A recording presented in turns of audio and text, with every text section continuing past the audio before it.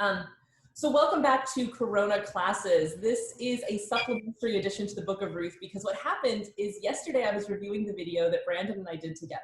And I realized that we had kind of shirked away from some of the really hard questions in the Book of Ruth. And I'm not sure why I did that. And I take full responsibility for that because I'm kind of the one driving this because, you know, it's my class. And I realized that maybe it's because of being on tape and this fear of like what it is to perform in this way that anybody could potentially watch, or just because I'm not in the moment with the energy of my class in front of me. But I found I was a lot more afraid to take risks like I would in class.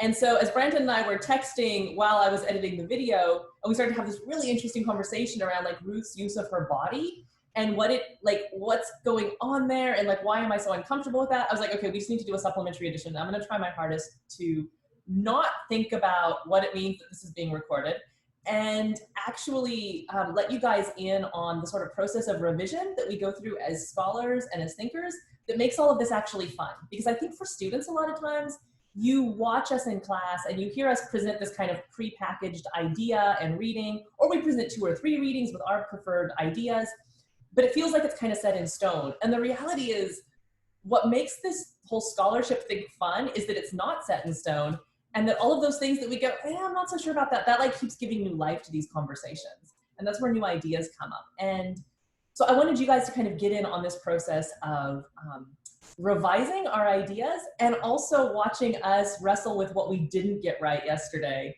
or maybe that we kind of sanitized a bit too much. So this is like the underground supplementary version to the like proper formal version of Ruth we did yesterday that's going to hit on all the really hard, messy, dirty questions. This maybe is not the one to watch with your parents if you're wanting to show them what you're learning at George Fox, or maybe it will be because it'll show them that we're trying to deal respectfully with the biblical text, but also really wrestle with the hard questions. So with that, Brandon and I are we calling this the uncovered footnote version? The uncovered footnote version. Yes, the uncovered foot. What is a regel anyway? Maybe we should just start there. So Brandon and I are just going to talk. You guys get to see us talking. And yeah, so regals. Talk to us about the Hebrew here, Brandon, because like so one of our students asked, like, it's a word that doesn't come up in Hebrew like in other places in the Bible except for maybe Isaiah, right? But it's obviously not talking about human feet there. Is there another word in Hebrew for foot?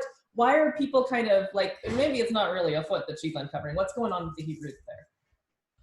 So it is a fairly common Hebrew word for the leg, the foot, just like the word yad can mean, the hand itself and by extension, the arm.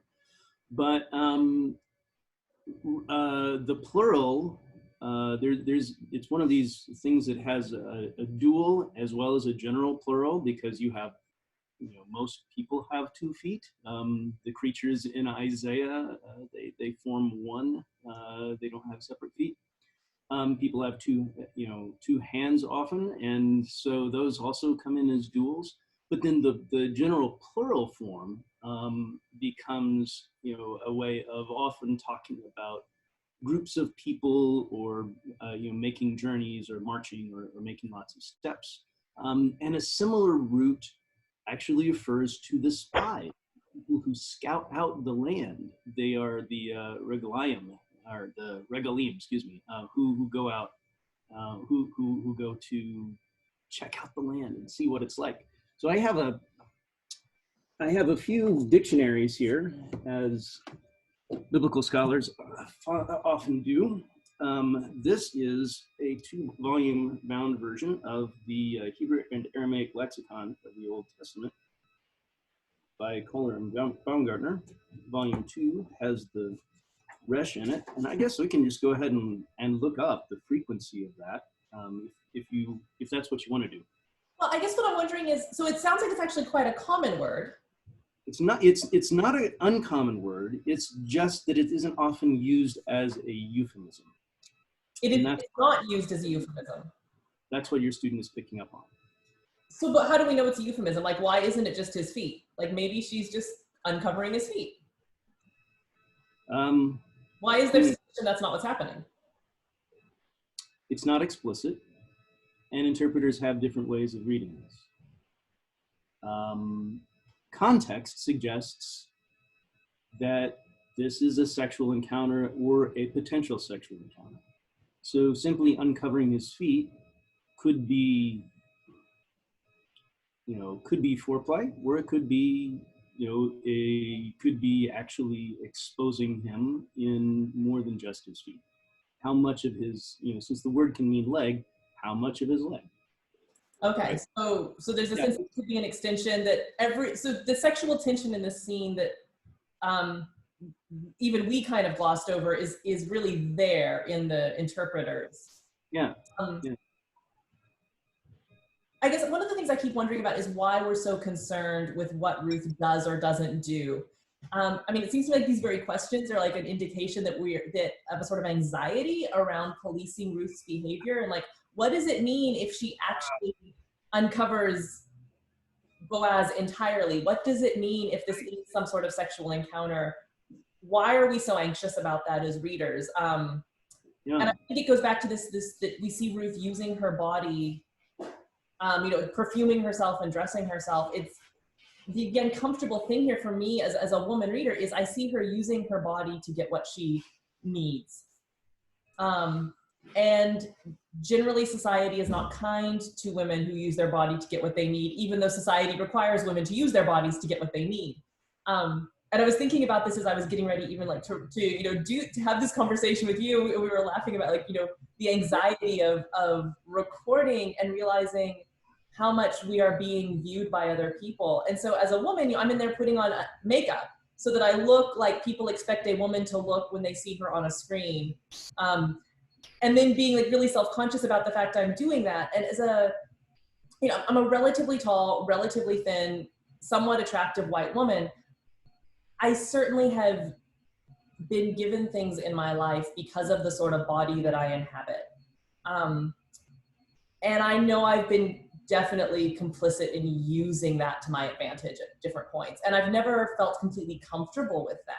Yeah. But at the same time, it's also what's expected, right? Like I was even like, in different ways encouraged to do that growing up, right? It's important to be pretty. It's important to make sure you look nice. It's important to,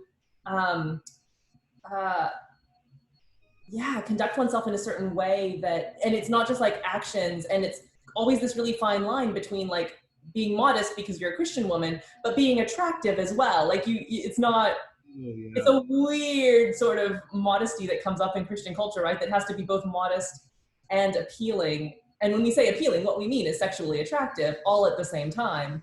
And so there's something about Ruth doing performing exactly that sort of act that I became so self-conscious of this morning, getting ready to just like talk to my friend, which I would not be self-conscious about except for the fact that like I know it's being recorded, right?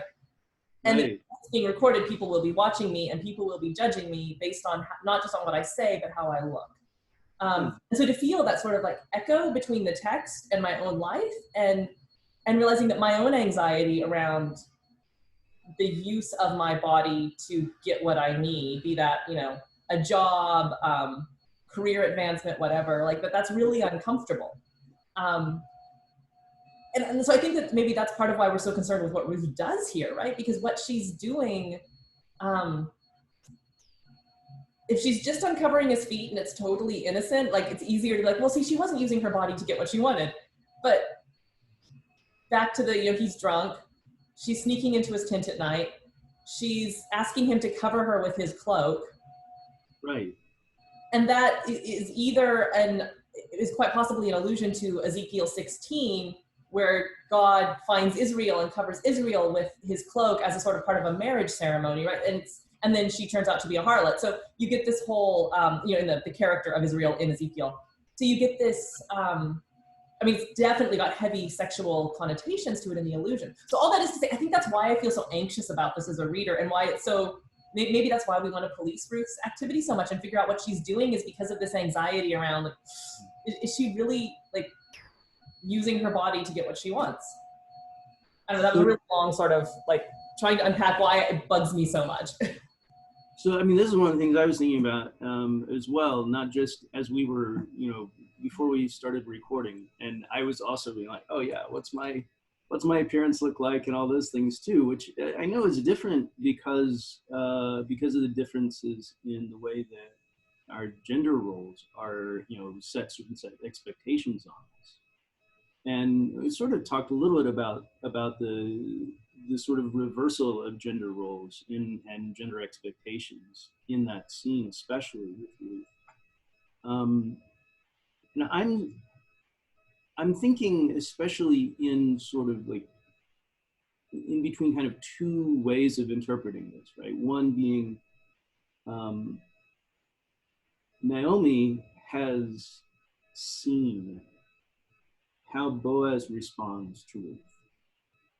And Naomi is making the gamble, right, that Boaz, who is perfectly at the center of this society, he's the person with the substance, right? That's how he's first introduced. There's a man of substance, an Ish Chayil. He's somebody who has, he's a doer and getter of it, right? And to riff on Michael Harriot. But she knows, she sees that Boaz may be doing a little bit more than he just has to, right? He's not just the exemplar of the norms of his community, leaving the field to be gleaned, but he's making a little extra effort to make sure that Ruth is taken care of. So Naomi is hoping that Boaz is not simply reduced, that his character isn't reduced to his role. And so seeing this as kind of Naomi urging Ruth to take this risk with her body is not just Ruth and Ruth's reputation, but also Naomi. I mean, there's no hint in the text that Naomi has any other source of sustenance or anybody else to depend on. Naomi becomes, Naomi who starts the story, right? She's in relation to a husband and to sons, and she goes with them on this precarious journey, away from famine, where there's famine in the place of bread, Bethlehem. Phyllis Tribble points out that it's Elimelech's decision to leave, but it's Naomi's decision to return. That even though Naomi thinks there's nothing left for her, the text sort of almost counters Naomi's own words about herself by showing Naomi making decisions, by showing Naomi as, despite herself having some agency that she doesn't realize she has. And so Naomi is dependent on Ruth and putting these things in motion by saying, okay, Ruth, go to Boaz. This seems like a calculated bet, right? That Naomi is saying, okay, if Boaz's character isn't simply the role that gives him all the power in this situation, go find Boaz when his power is in some ways at its peak, right? He's got the harvest, he's got the wealth, he's got the property, he's got the workers, he's got everything. And at the end of the day, right, they've done all the hard work of harvesting and threshing, and everybody just sort of, gets drunk and falls asleep exhausted, and gets up in the morning to say, yeah, we've got the harvest to do again. And so in some ways he's at his fullness, and in other ways this is a test of Boaz's character when he's at his most vulnerable too. Yeah. So Naomi is saying, wait till he's alone, wait till it's dark, wait till he's passed out stone cold drunk, and go and see what kind of a person this really is. Mm-hmm. He looks like he might actually be somebody who is trustworthy. And so maybe when Boaz says to Ruth, you've done well in not going after any of the younger men, but I must tell you, right? He doesn't have to tell her in that moment. right? He doesn't have to tell her that there's somebody else who might make a prior claim. And so the text sort of doesn't have, on the surface of it, you could read it as it not having them consummate anything at that moment. Whatever levels or degrees of intimacy are there. And so there's sort of a, that's a reading that risks trust. Yeah.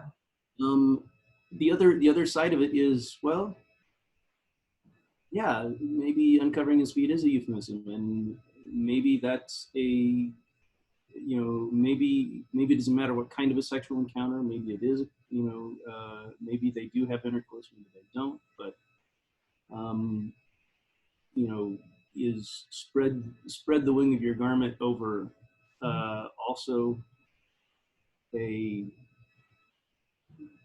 another euphemism, right? I mean, if you go down that road, right, it's possible, right? And maybe the text leaves some ambiguity on purpose. You can't really say that it doesn't happen. You can't say that it does. But then I think you're right to say, then why are we so fascinated by that question? And what is proper behavior on Ruth's part? What's proper behavior on Boaz's part? And I think really it raises the question, what's proper on Naomi's part? Yeah.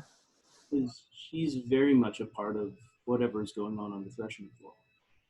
Well, and it doesn't seem like the text is as critical of Naomi for sending Ruth out in this way as it is of like Abram sending Sarah out to Abimelech to like win favors from Abimelech or to keep them safe or whatever.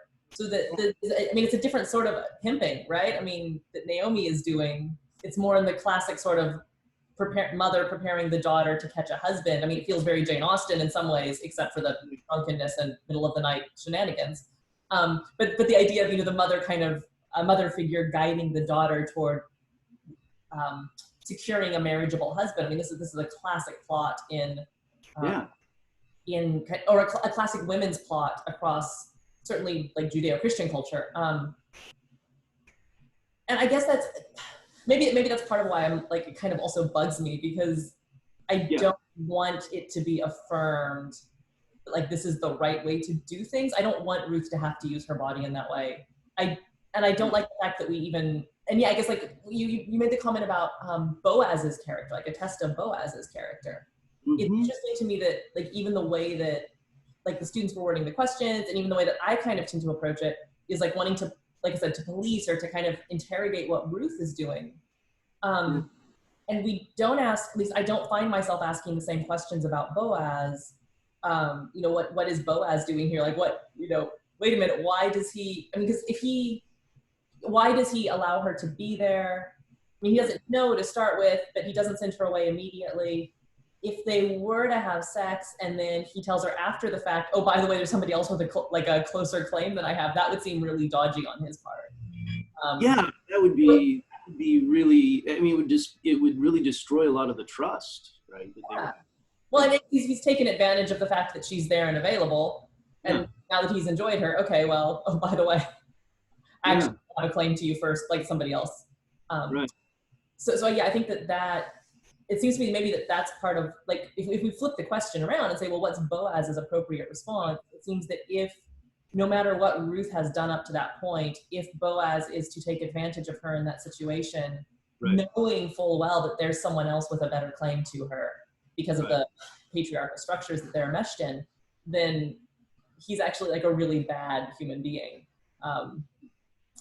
It becomes like a really problematic, he becomes a problematic character, and that doesn't seem to fit with the way he's being shaped in the book otherwise. You look like you're not believing that he would be a really bad character for taking advantage of her.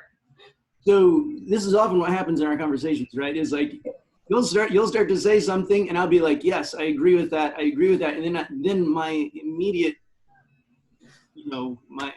this is my problem, right? Is I immediately look for, okay, what's another way of looking at this? I know, yeah, your perverse tendency to take what I say and just have to like flip it upside down and argue with it. Yeah, I know.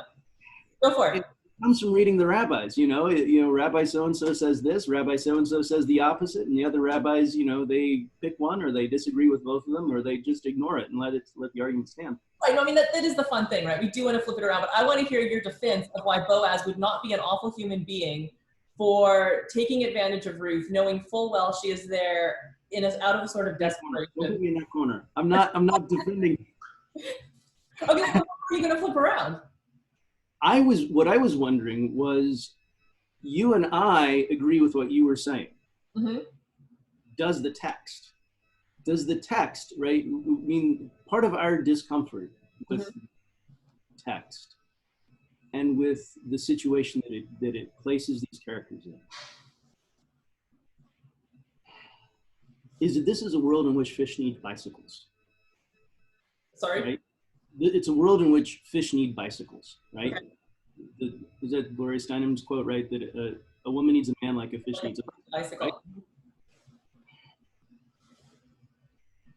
And like, we don't like to admit that. Yeah. But this is a world in which Naomi has been introduced as somebody who has like been completely stripped of everything, right? First her husband dies, right? Her sons who are still alive, they marry, then they both die. Right. And then one of the really lovely things that Tribble does, I went back and I reread part of her just beautiful article. It's a classic. Have you read that before? A long time ago. See, I was actually just going to like pause you there and just remind all of our students who may or may not be actually paying attention and watching this video that this is one of the great advantages to having a library like Brandon's in your house and not at your office like where mine is that he can, during these crazy quarantine days, just go to his library shelf in his house and pull off the book he wants. Whereas I have to try to remember something I read a long time ago because I didn't keep the book. So keep your book. I pulled it offline. I put it off JSTOR online, actually. This is the advantage of having a net ID. Yeah, true. Yeah. But what she notices in her 1976 article, I think it's in the notes that I sent you. She notes that that the narrative even strips down, like, not just Naomi's relationships, but then these two, Machlon and Chilion, also died. So the woman was left. I mean, it doesn't even give her name at that point. Her identity is so tied to the men in her life and her society that it's that point, right, before the narrative really gets started, the narrator just sort of like takes everything away. Kind of like Job, I guess. Right, and then so she was left without her sons and without her husband, right? And that goes to the point you were making yesterday, right? Naomi is without anything. And then I was pushing back on that, saying, but she knows she's without anything, but she doesn't know what she does have, right? And she doesn't know what she has in Ruth. And she can't even come up with a response. She has no recognition of what it is that Ruth has or what she has in Ruth, right? And Ruth says, don't send me away. I'm with you. Let nothing but death separate us. So, I mean, I realized that I was influenced by it. That's why I went back and read Tribble. I was like, why am I pushing back against it? Because I thought it was interesting. Usually you're the one who finds all of those those little things and sort of says, wait a second, what's going on? The narrative says this, but the character does this, and these kinds of things. And I was like, why am I the one pushing that in that direction? And it's because Tribble had I guess left some dusty idea in my mind from the last time I read that article. And so Naomi has this thing she doesn't realize she has, right? She makes the decision to set out. She says, I've got nothing to give you. Don't follow me. I will send you back to your mother's houses, right? And even that, it shows, instead of the father's house, which is what's usual, shows that there's like this complete isolation and separation from that world in which men are who count and men are who have the resources and men define the lives of the women around them. And so sending Orpah back to her mother's house and God's. Right? And Ruth says, no, I will follow you, and your God will be your God. It will be my God, your people, my people. Right? Yeah. Is this complete rearrangement of the space around these women's lives that takes, in a way, gives them a certain freedom from this structure that has dictated to them who they are. So, because as you were saying that, I was thinking, so that's kind of an interesting thing in the text then, to like not just recognize that Ruth is participating in this reordering, but also kind of like not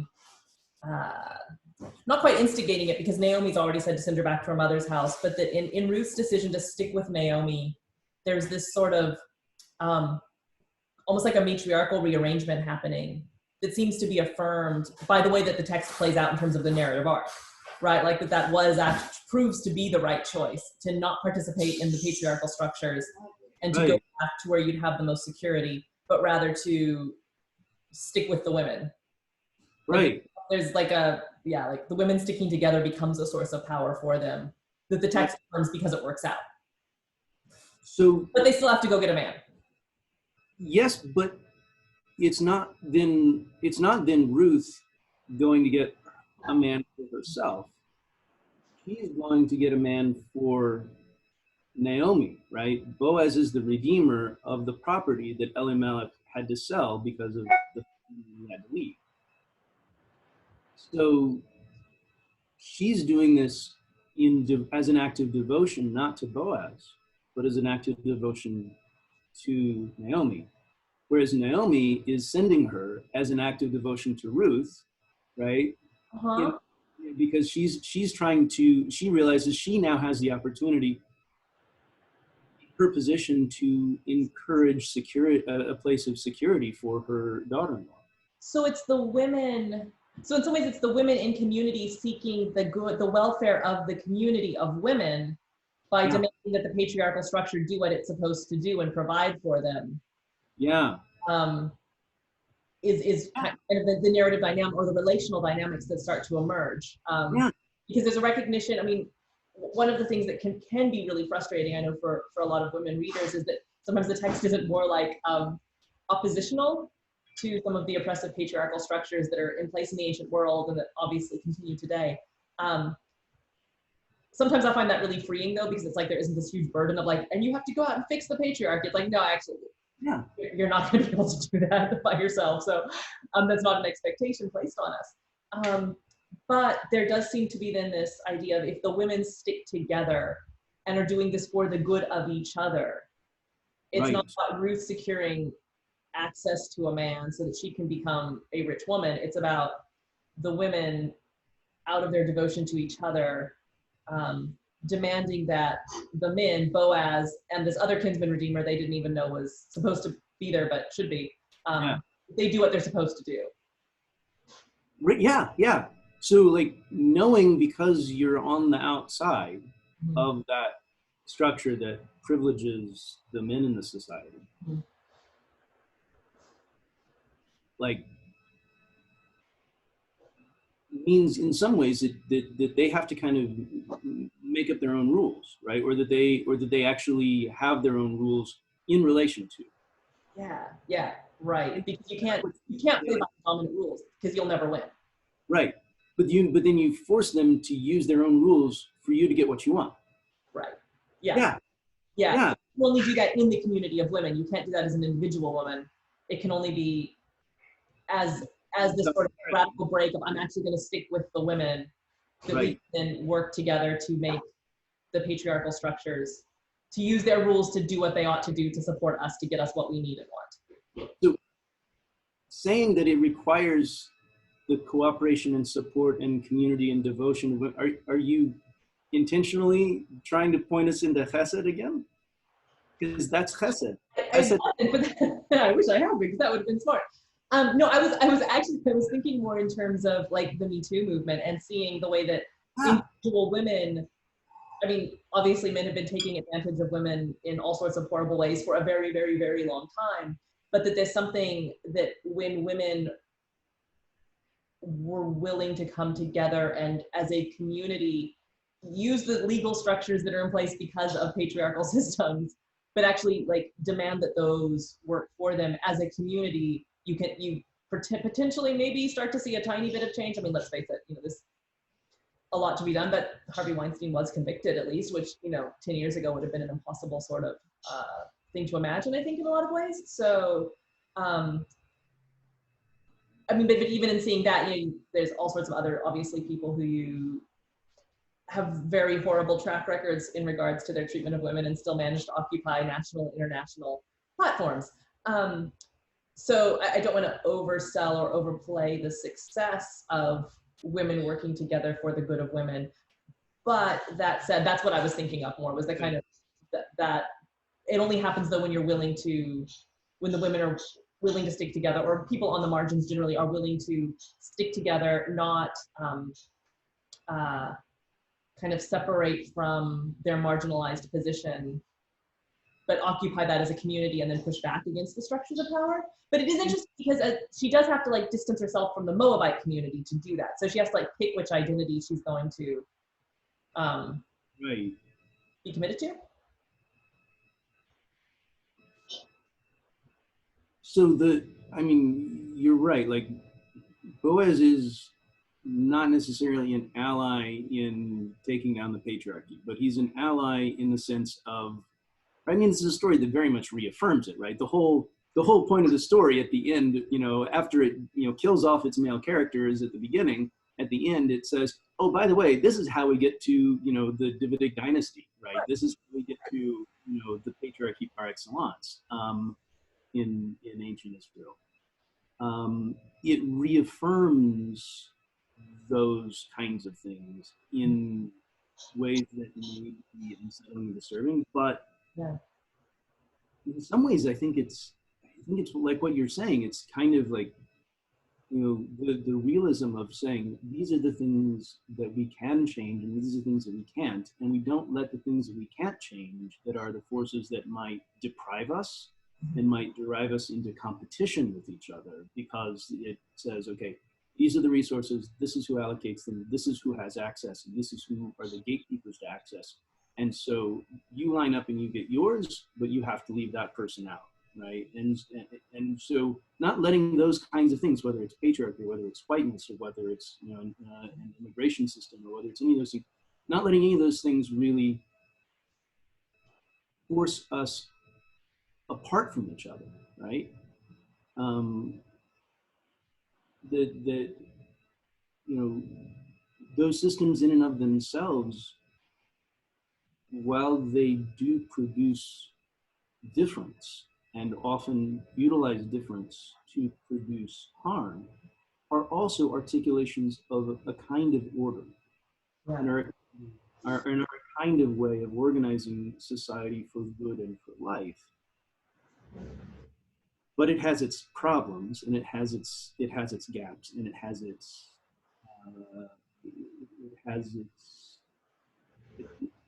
right? And so that's why the laws, right, that are addressed to men are men of certain status in Israel, right?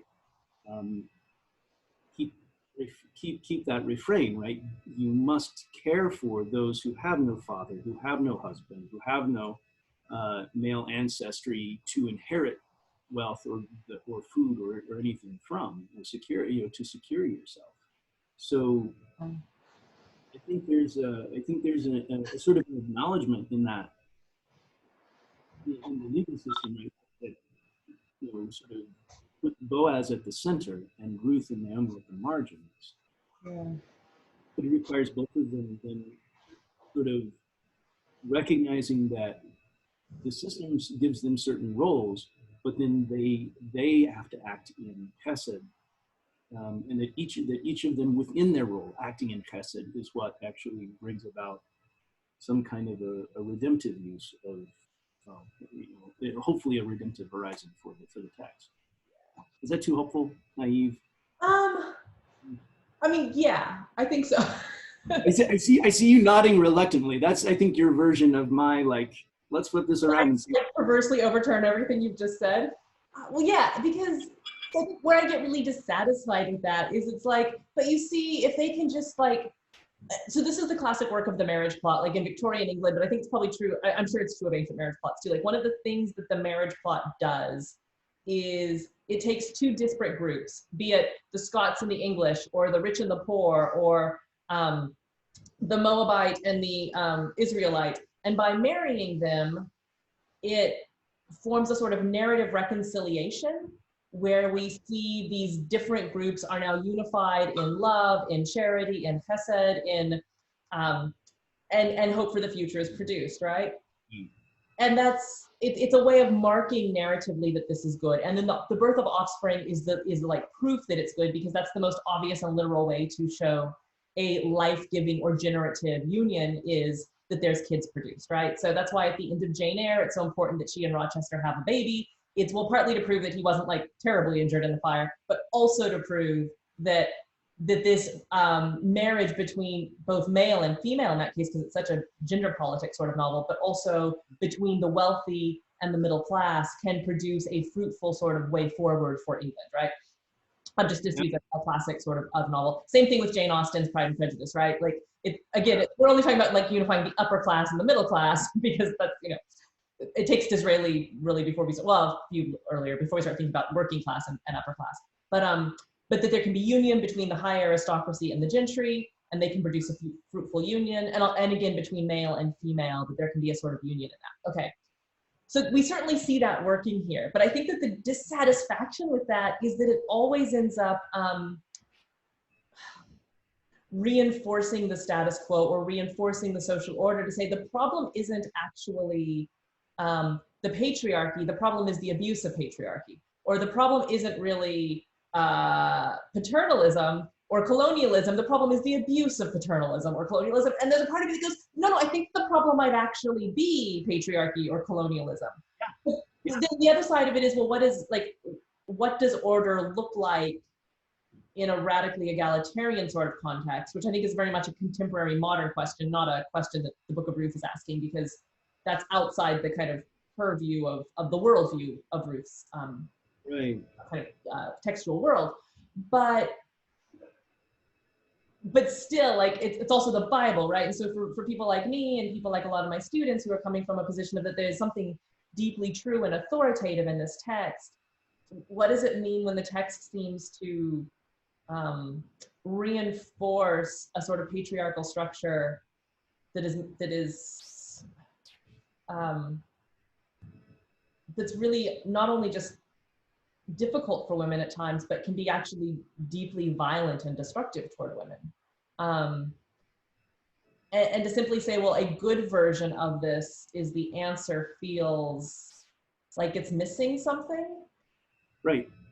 But I also feel like it's not true to the narrative in Ruth, because what's affirmed here is what makes it all possible is the women acting in ways that seem to be outside of patriarchal structures.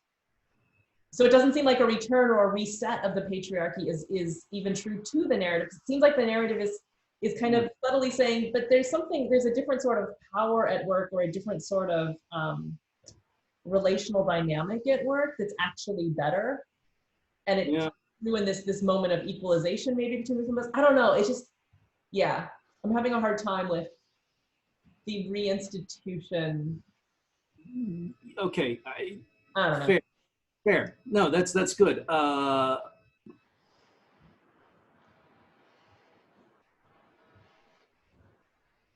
not sure if I'm really committed to the text simply reaffirming all of that.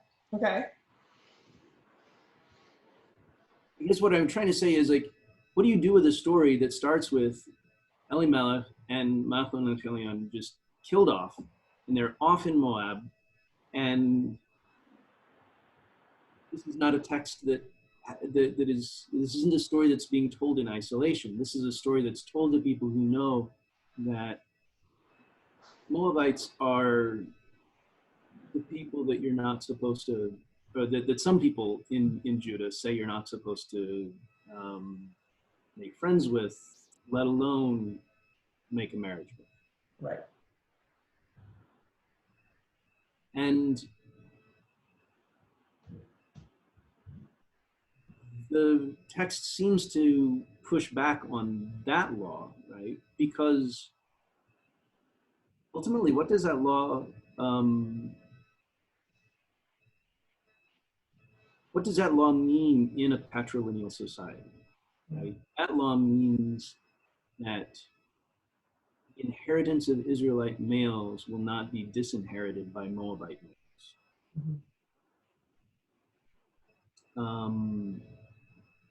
Again, sort of designing a system for access to resources and who has what, and with the gatekeepers, and creating sort of,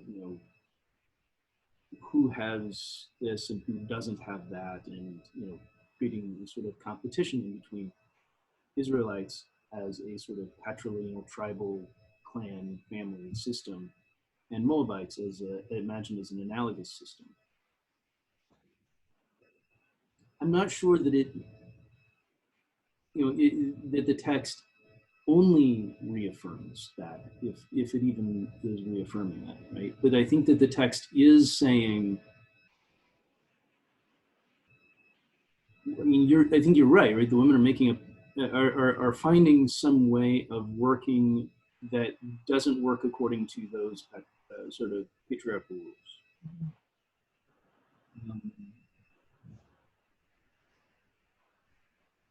I guess maybe in sort of the dynamics of accommodation and resistance, we might say, right, that you and I and many readers today would like to see more resistance.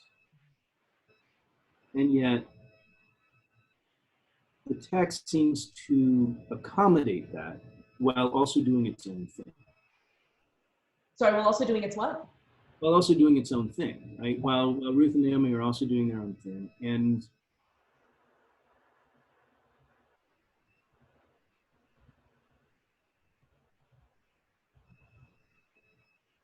like, rather than try to excuse that or resist that as readers, I wonder if we're sort of I wonder if we're being asked to kind of consider whether this is like space that isn't, like, on an analogy you mentioned colonialism, right? Neither just simply anti-colonial, right? But simply acolonial. So I'm thinking of a good friend of mine who has sort of described sort of Mississippi blues culture as a sort of, Saturday night version of what gets sort of connected in some dialectic way to Sunday morning in the Southern Black sort of Delta area churches, and seeing the blues culture as its own location for thinking about the categories that are usually reserved for thinking about theology and revelation, right? And that this isn't part of some history in which in the U.S. Christianity has been connected to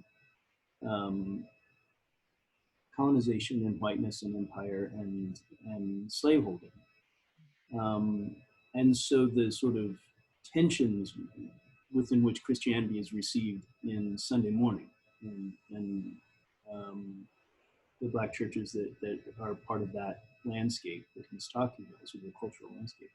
But he's also then thinking about, right, okay, apart from that, what are the life ways? What are the ways in which people make life? Yeah. That, yes, there's that conversation, and yes, maybe it has something to do with these other systems of oppression that are not good, but there are also spaces in which like that can be sort of relativized, or it's just like, you know, okay, we're doing our own thing and we're not having that conversation with the oppressor, right? And I hope I'm doing some kind of justice to his to his argument here, as I'm trying to borrow from that in this context. But I wonder if that fits with what you were saying. No, I think it does. I think it's helpful because just thinking about it is like this. We all find ourselves in really broken systems. Yeah. Sometimes we have power to change that, but most of the time we don't, especially not as individuals. And so Ruth is maybe a book that's giving us an example of like how do we navigate the really broken and messy and frustrating world that we find ourselves in when, yeah, you know what, these women actually do need men. That's the reality of their context. For their, not just for like, you know, a soulmate, life partner, best friend sort of thing, but no, they need it for like food and housing and shelter and social protection and to be kept safe from sexual violence and all sorts of other things. They actually need it. It is what it is in this context. So how do you make life in that context when you find yourself widowed, alone, a foreigner? How do you, what does it look like to make a life for yourself in that? What does goodness on your part look like in that subject position of the women? And then what does goodness look like on the part of a man like Boaz, who finds himself in the same sort of position of privilege and power and wealth and access, that again, he didn't ask for those things, although he certainly has benefited from them. Yeah.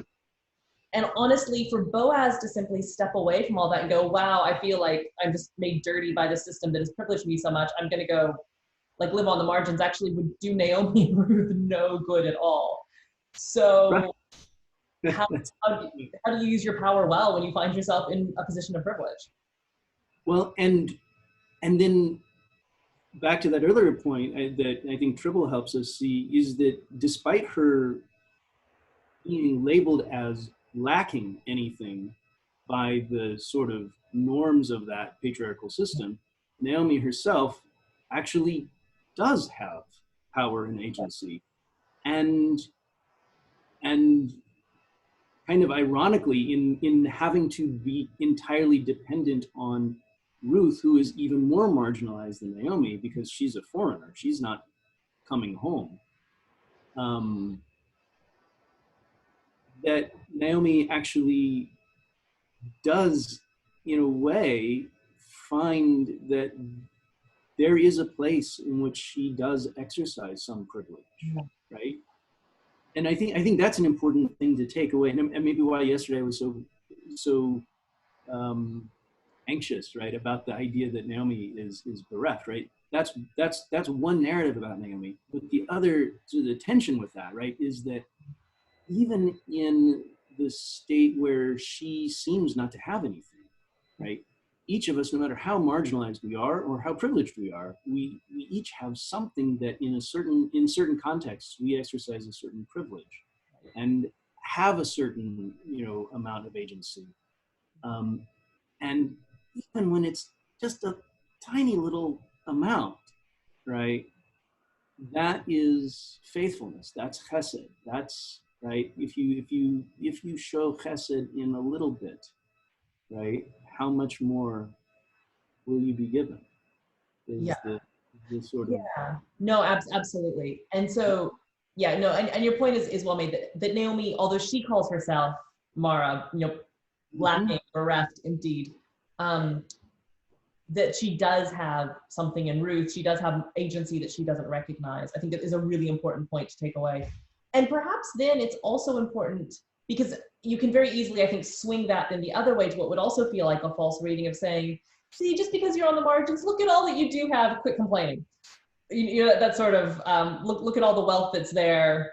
Yeah. She has Naomi, she really doesn't, you know, it can be kind of a denial of the lack that is also real. So perhaps too, the need then to work within the system, the need to get a husband, ultimately, you know, the need to glean, but ultimately the need to get a husband for Ruth is an affirmation that both of these are simultaneously true. She actually does need a man. She is bereft. She really does lack everything that she needs for survival. And she also has a lot more than she realizes in terms of agency, in terms of Ruth, and that is activated by Ruth's hesed toward Naomi, which starts to bring about this whole chain of events that leads to their like complete sort of social and economic redemption, as well as marriage.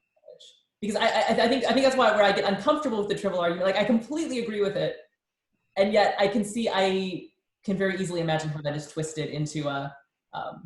Oh yeah, it can be twisted into, well, affirm the status quo. Everybody just be satisfied with wherever you are right now, and that's not the message, right? Because the message is that there is an affirmation of life, that there is some kind of a restoration, even if it's not the restoration of exactly the same people who are lost. It doesn't imagine that, but it does. It does move in a direction toward restoration and refilling what has been emptied. Yeah, and it's okay if you find yourself on the margins to. Yeah. It's okay to recognize that as a marginalized position and do what is necessary to survive in the case of these women. That's also okay. It's not just like celebrate the margins and stay there, folks. That's not the message of this. Which I think that's just my discomfort with the triple reading. Is not the reading, but where it can be taken or how it can be extended. Right, because she's absolutely ready to. Sorry, just a second. I don't know where the pen and brush are. Yeah, did Pop ask you to find it? Yeah. Yeah, okay. I'll probably leave this bit in the recording. The water is actually leaking out of the chicken coop. What? Yeah, the water. The water's leaking out of the chicken coop. Yeah, like it's under the chicken coop. Huh. Okay. I don't know where the dustpan and brush are, but we'll have to get that sorted, won't we? Mm-hmm. This is my other life, the life of chicken coops and little children. So, yes. Wonderful. As we're talking about things that escape their prescribed order and boundary, right? Water is one of those mythological things, right? Let's not talk about water escaping its prescribed boundaries. I've dealt with 2 house floods in 5 years. I don't need. Yeah, I had one before Rosh Hashanah. About that. Yes. Maybe that's another discussion, but yeah, I mean, water is. I mean, it's apropos of Naomi's use of the word Mara, right? Because Mara is the bitter water that the Israelites encounter on their first stop, right? They've been saved by water, beginning with the plague of the Nile and ending with the splitting of the sea. And then the first water they encounter in the desert is undrinkable. Yeah, yeah. And they call the place Mara because the water's bitter. And Naomi is kind of re-entering from Moab the same way that the Israelites at the tail end of the Exodus narrative, enter in not straight out of Egypt, but or straight out of the Sinai, but roundabout from the east of the Jordan River, going through Moab. So it's interesting the way the text is sort of playing with that as a kind of an Exodus motif, but also as an Abraham motif, right? Because Ruth becomes sort of Abrahamic as well, right? She's the one who leaves her ancestral household and risks leaving her family behind. Yeah. To go to this land, and also, just like Abraham, leaves her gods behind. Right? Abraham is credited with sort of discovering the God who says, leave everything, come with me. Yeah. So that also is a deep affirmation of Ruth's character to align her with like Abraham, right? The great patriarch of the Judeo-Christian tradition, but especially of Judaism. So it really is affirming kind of who she is. And it is kind of striking to have a woman occupy that role, I think. Well, I mean, if you think about the way in which Boaz is introduced, right? He is introduced as the first thing we see him, he's blessing people in the name of Abraham's God, right? Yeah. And the next time, I think the next time we see people publicly, being blessed, it's the people of the town and then the town's women who are blessing, right? Not just the marriage of Boaz and Ruth, but blessing Naomi, right? Because of Ruth, and blessing Boaz and Ruth to make her like Rachel and Leah. Yeah. Right? Yeah. So yeah, Ruth is being sort of given an Abrahamic pedigree in a way that also stands in tension with her as a Moabite. The text continually refers to her throughout. In the 4th chapter, she's still Ruth the Moabite, as if to emphasize the sort of tension there. Yeah. And there was one more thing there. Religious power too, or highlighting I guess the role of women within like the religious community as well, because so often in ancient religions and even modern religions, it can be kind of guys have all the religious power and the women are kind of this thing on the side. So to put her in the role of patriarch, to put her in the role of one being blessed by other women, that there's like this agency of women in religious life, and then to produce kind of to be part of the ongoing life of the religious community, that her role as great grandmother to David. And that reminds me of the other thing, right? Because as she's being given that sort of, like, as she's acting like the family of Abraham is supposed to act, right? She's learning to fit into the paradigm of being the people whose God is the God of the Exodus. She's learning, I guess in a way, sort of how Lila learns, but right, she's learning how to behave as one of them.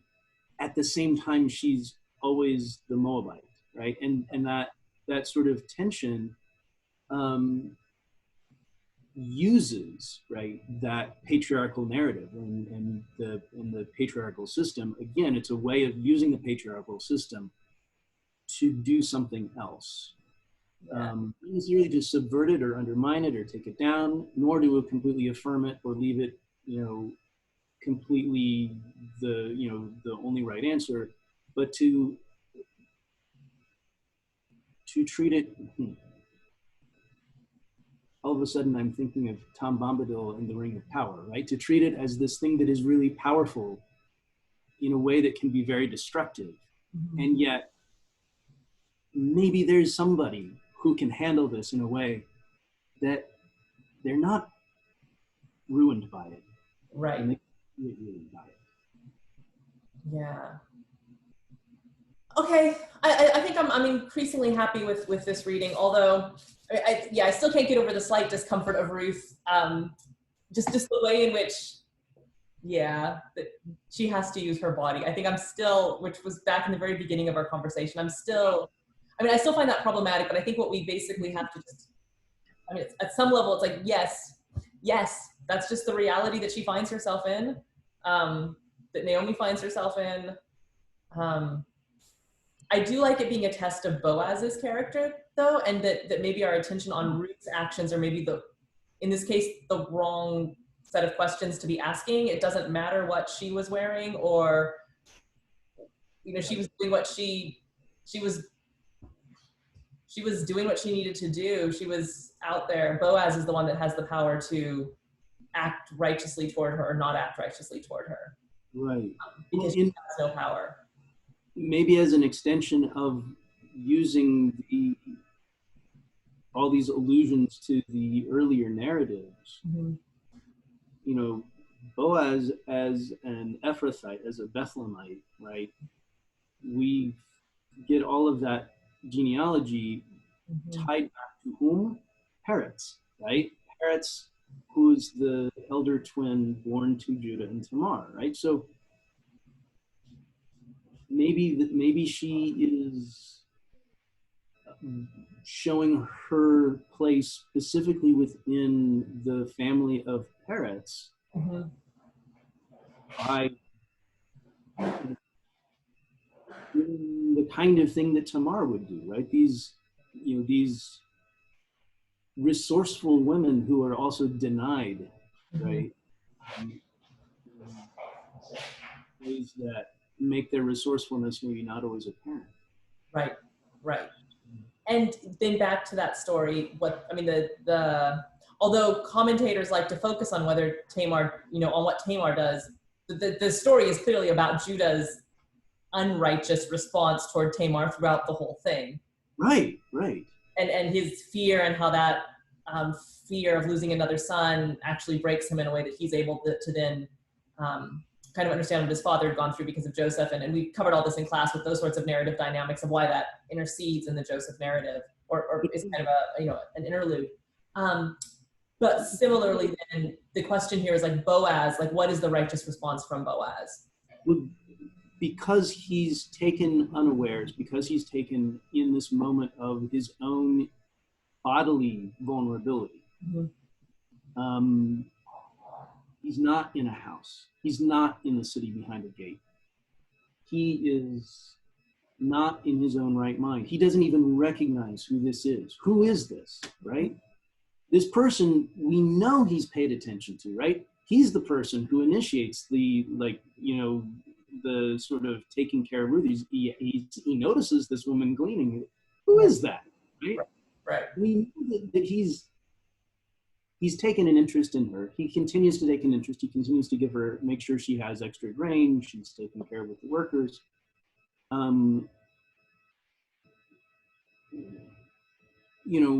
Maybe Naomi is,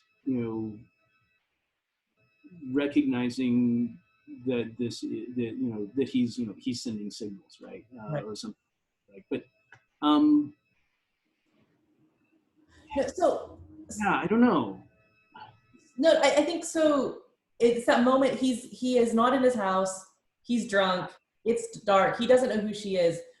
As with the Judah story, he's not expecting to see her, but she's also veiled, so she's also disguised. There seems to me to be a really important sort of echo here of, like, you can tell the character of Judah, you can tell the character of Boaz based on not how they treat people when they're in their positions of power and public and full knowledge, but right, what they do in secret.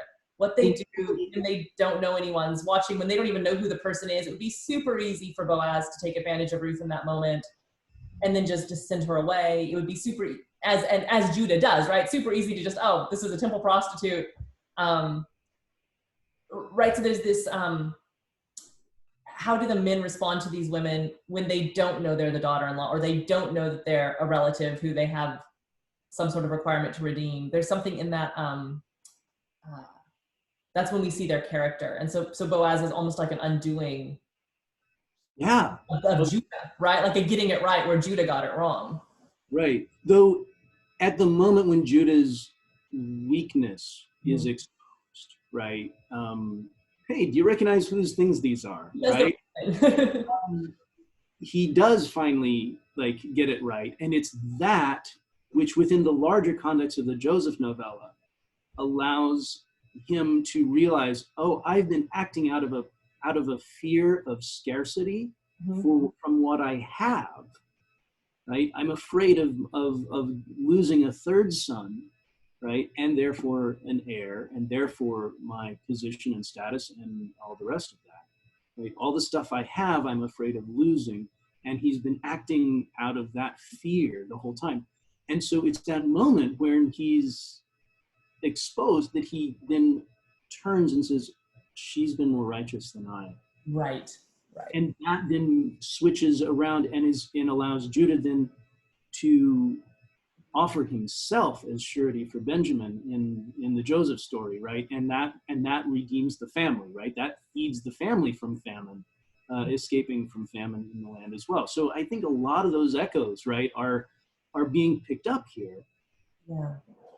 But I think you're right. I think Boaz is meant to not have to go through all the stuff that Judah has to go through to learn that. He's supposed to already be that guy.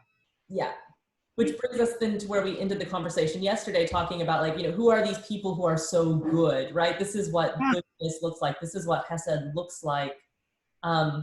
Which is why it's important that Boaz is the man he proves to be, right? Because if what we were saying yesterday is right, that like this is what it is to be the people of God, is to have a sort of such a deep goodness that is seen in generosity and in chesed, then that it should provoke the question, who are you? Who are you people that have this goodness? I think we are right about that. I think I stand by all of that. But I think this is helping me to realize that we were asking the wrong, maybe that to ask about Ruth's behavior is to actually be asking the wrong question. That in this case, the real question is Boaz's behavior and the test of his character. Like, what does he do in the night? Right. Doing what she has to do. But Boaz is the one who's being kind of tested in this moment. And who is this guy who like treats her so well given all of these circumstances, where he doesn't have to, and there'd be no cultural he doesn't have to treat her the way he does, and yet he does. So are we kind of coming on this idea that like we like that Ruth and Naomi from a place of not just lack, but like being denied a place and power and access to resources, that they find their own agency and resources and a way to work, right? And a way to make that, right? So we like that, but we don't like the way in which they have to maybe compromise with patriarchy and toxic masculinity and all those potentials of abuse. Right. And so then when we look at Boaz, right, we're looking at him not simply as a symbol for that system, but as somebody who is affirmed and empowered by that system in the way they're denied by that system and disempowered by it. Mm-hmm. And yet, what we like about that is we see that Boaz, despite his power, not despite his lack of power, mm-hmm. finds the inner resource to act with chesed as well. Yeah, I think that's what we're saying. I think that's it. I think also what I was getting at is that we as readers, insofar as we're worried about policing what Ruth is doing in the tent at night, we are actually participating in and reflecting the exact broken system of patriarchy that has us so bothered in this text. That in asking that question, worrying about what Ruth is wearing and what she's doing or not doing, what she's uncovering or whatever, that in asking that set of questions, we are revealing ourselves to be complicit in the very sort of patriarchal systems that judge and marginalize women in the first place. Whereas what we should be asking are the questions about what does Boaz do? How does he respond righteously or unrighteously? Yeah. And I think that the alignment of this text with the Judah narrative actually invites us to read it that way, because we already know that Tamar is the one who is deemed the most righteous. So Ruth is definitely being the most righteous in this situation. Yeah. We're actually being told, like, yeah, as readers, if we read these two together, as I think we're supposed to, you are not supposed to be judging Ruth's actions here. Or rather, we are supposed to be judging them as good. As affirming. Yes. The textual assumption is Ruth is doing the right thing in Boaz. That's the question you should be asking. And if you're worried about if Ruth is doing the right thing, reader who is so worried about patriarchy, that you actually just revealed yourself to be complicit in it. Right, which is fascinating because like the setting of the text, right, is not just, in the time of the judges, which puts us sometime between, Joshua brought the people in the land after Moses got them to the brink of it, but we haven't got a King David yet. Yeah. Right? It's literally the Yemei in the days of, right, Shvot HaShoftim. And when the rabbis read this, they read this as the judging, the shofet, the judging of the judges, right? And they say, what kind of a generation would presume, right, to judge its own judges, right? And, the rabbis, of course, are reading this for their own position, right, as the ones who are the arbiters in their generation, oftentimes among other competitors for authority. in a context where Jews are a minority within a Christianized empire. And this is after, well, this is a medieval midrash. So at the same time, I think it invites us, right, to think about, right, what is judgment? What is criteria? Yeah. What are criteria that we're supposed to be using? And is justice then a matter of adjudicating the law correctly? Is there all these little slant allusions to law? Yeah. Is this a Moab, you know, is the prohibition of Moabite, well, what if you had a Moabitess, right? If Deuteronomy says no Moabites, well, what happens here? Yeah. If the law says leave the corners of your field for people to glean, what is the what does that actually require? And Boaz is proactive with that, right? It doesn't spell out how much you're supposed to leave, right? And again, the passage from the Mishnah that I pulled out yesterday, the rabbis point out, gee, there's no actual, you know, set amount you're supposed to leave. And of course that, you know, is the jumping off point for lots and lots of discussion over, well, how much do you leave? And we're going to try to figure this one out. Another law, right? The book of Ruth, you know, alludes to, but in slant, right? Is you know, the thing that looks like the levirate marriage or the chalitza, right? The marriage of the widow of a brother. Right. But it doesn't work that way, right? She becomes the wife of Boaz, and Obed is Boaz's son, right? Right. So it's not raising up an heir for, right, a descendant to, right, would be his grandmother. His grandfather would be Elimelech, right? It's not. So Elimelech still loses his share. He loses his, you know, whatever. Boaz buys back the field, so he's activating the law of redemption, but he's not activating the law of levirate marriage. So, right, so all of these things, it's like, it looks like the law is being activated. It's all of these things that sort of ask us to think about what are the criteria in the days when the judges judged, in the days of the judging of the judges, however you want to parse that. So it's like an entire book that's been set up to invite us into how do we live the law well? How do we live Torah well? What does it look like to, you know, how big of corners do you leave for people to glean on, to go and collect the leftover wheat? How does this law of redemption work? Who can you marry? All these sorts of things are set up to be test cases, like to give you an opportunity to kind of practice doing, it would be halakhic judgment, right? Like this, right, legal, ethical sort of judging of how the law looks in real life. But the one person, if we take this Judah Tamar thing right, whose actions we're not invited to judge are Ruth's. Ruth does the right thing.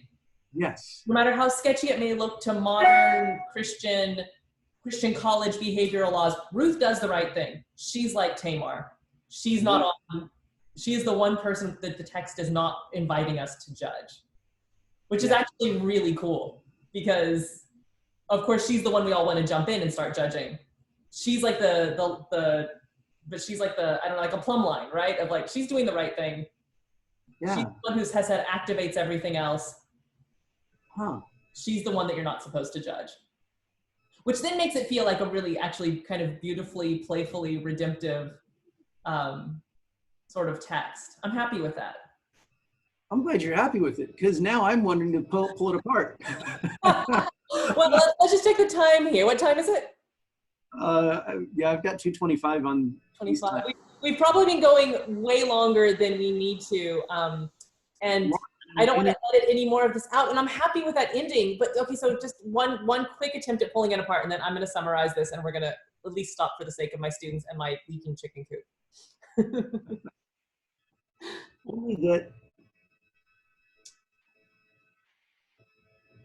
Only that I think that when we,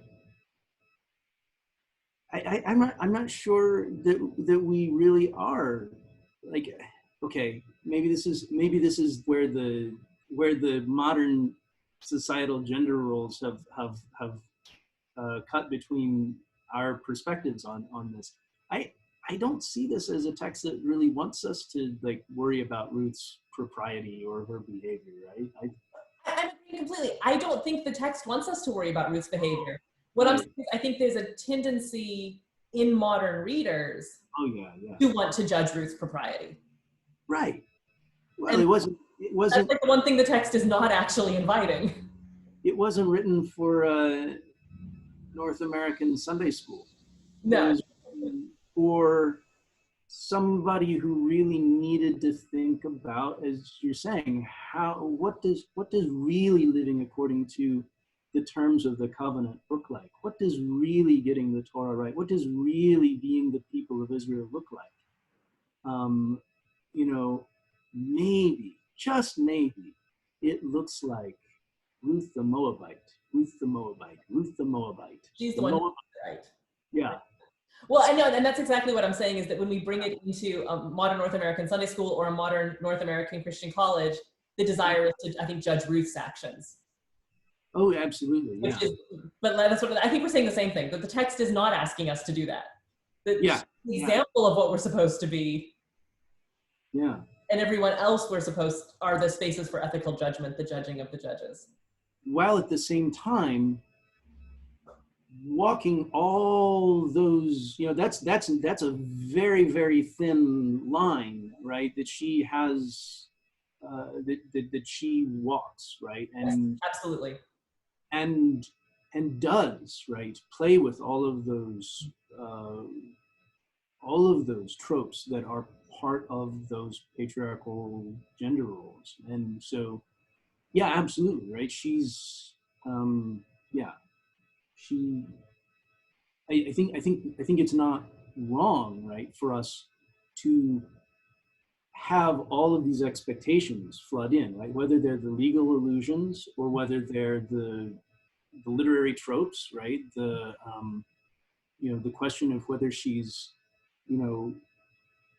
is she sort of, dancing between those roles of like the wife harlot, motif, right? Is she in, and yet in some way she defies and transcends those without like overtly attempting to defy and transcend them. She simply says, look, this is part of the social landscape within which she exercises this incredible chesed that says, okay, this is the world in which we live. This is the society in which we live.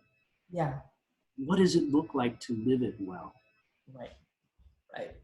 Okay. Is that an okay place to leave this? I think that's a great place to end. That this book is asking us to think about, what does it look like? What does Hesed look like, and how do we live Torah well? Yeah. And the answer is Ruth the Moabite. Yeah. And I think that yes, but I think that the answer, Ruth the Moabite, right, is also one answer that is very self-consciously in dialogue with other people's attempts, right? Oh, absolutely. Yeah. Okay. All right. Well, this is the end of the supplemental edition to Ruth. I hope you all enjoyed it. And Brandon, thank you again so much for your time. This has been super fun. We will be next week working on Messiah, the Netflix series, which I know there are already a lot of questions and anxiety around. It's a fun, crazy TV show. So I look forward to sharing all of that with you guys in the future. That should be up in about a week's time. So until then, enjoy these sections on Ruth, and I look forward to hearing all of your thoughts about it on Instagram or Twitter or through some other more private messaging system. Thanks so much. Bye.